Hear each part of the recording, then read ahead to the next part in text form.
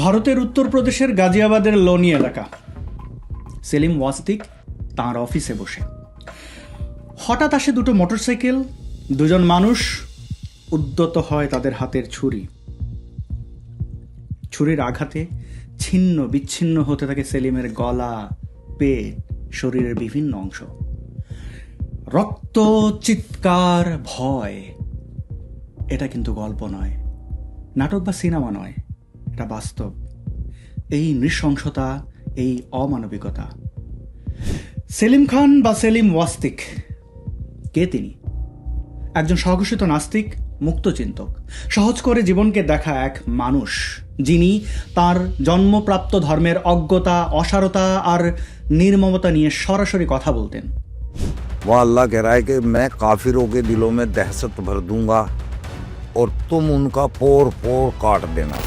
Sir क्यों कलम करते हैं? बनु कुरैजा के अंदर मोहम्मद ने 5-5 लोगों के सर ऐसे झुका करके नीचे नाला खोदा और 5-5 लोगों के सर झुका के उनकी तलवारों से सर काटे। फिर मैंने उसको हिंदी अनुवादों के साथ पढ़ना शुरू किया। जब मैंने कुरान शरीफ को, हदीसों को खूब अच्छे से हिंदी अनुवाद के साथ पढ़ा तो मुझे बिल्कुल साफ सुथरा ये दिखाई दिया कि कोई इंसान अल्लाह का नाम यूज करके अपने आप अपनी बातें लिख रहा है। मैं इस्लाम के ऊपर वो सवाल उठाता हूँ जो जायज़ हैं और जो उसके अंदर लिखे हुए हैं, और आप लोग इस्लाम को नाहक बदनाम करते हैं।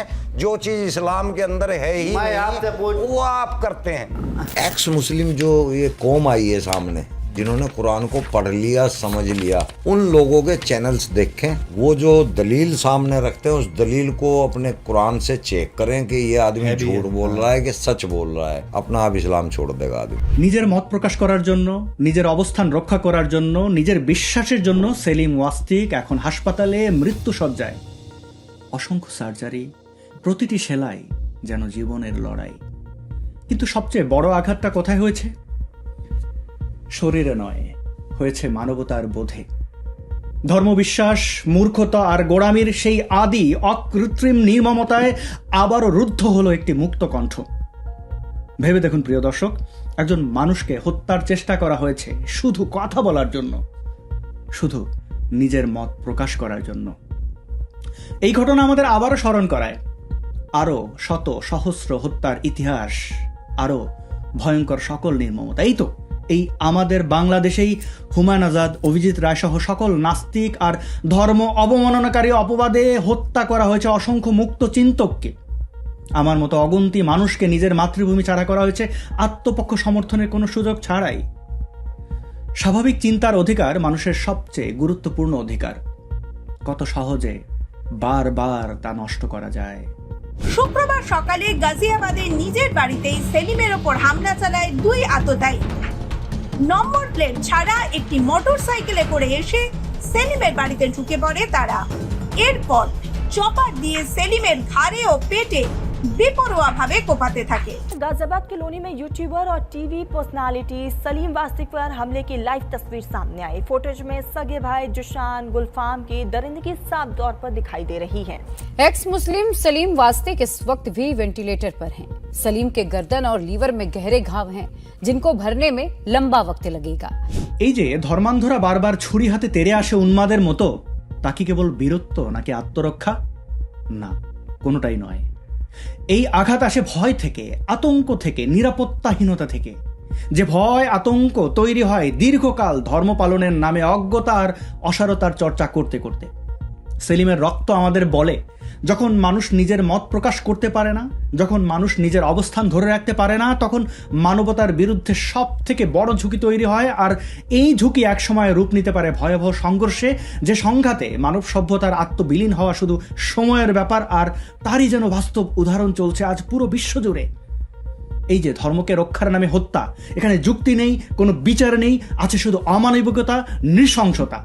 প্রতিটি চিহ্ন, প্রতিটি ক্ষত একটি প্রশ্নই বারবার ছুড়ে দেয়, মানবতা আসলে কোথায়, কোন পথে হারিয়েছে।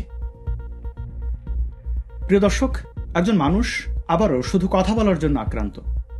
এরকম পৃথিবী কি আসলে কারোরই কাম্য, যেখানে মত প্রকাশ মানেই জীবনের ঝুঁকি, মৃত্যু?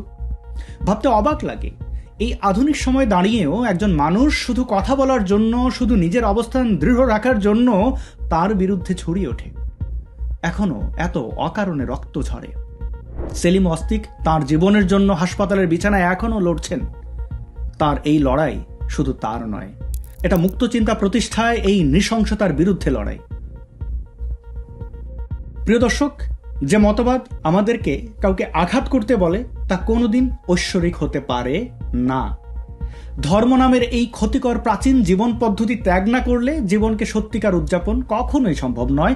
সম্ভব নয় রক্ষা করা বিশ্ব মানবতা, সম্প্রীতি, সহাবস্থান। তাই আমাদের মুক্ত কণ্ঠ জারি রাখতে হবে। আমাদের চেতনা, পরিকল্পনা, সংকল্প সবই এখন বীজের মতো সংরক্ষণ করতে হবে।